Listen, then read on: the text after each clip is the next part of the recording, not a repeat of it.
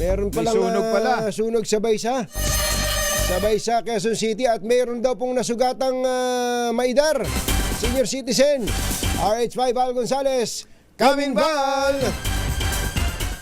Jerry at Anthony unconscious nang dalhin sa pinakamalapit na pagamutan ang isang 60 anyos na lalaki matapos na matrap pumakulong sa nasusunog nilang bahay sa El Pascual Street, Baysa, Quezon City, alas 5 kaninang madaling araw. Ayon kay Fire Officer 1 Christian Gaite ng Bureau of Fire, Baysa Substation, 3 palapag ng bahay ang nasunog. Nagsimula aniya ang sunog sa 3 palapag ng nabanggit na struktura batay sa inisyal na report ng BFP. Natutulog pa ang mga nakatira sa nabanggit na bahay ng sumiklab ang apoy. Agad namang naapula ang sunog matapos ang 40 minuto. Inaalam pa sa ngayon ang sanhi ng sunog habang wala namang nadamay na iba pang kabahayan.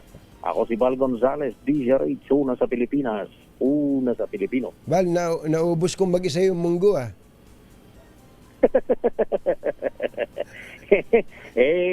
Napadako kami sa eastern part ng Metro Manila at inuubos yung kalahating araw namin. Akala ko taga-India ka eh.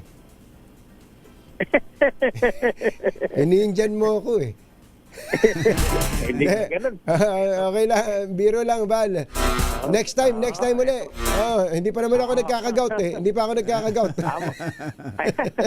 Maraming salamat, Katunjing. Happy birthday, Val. Happy birthday, Val G.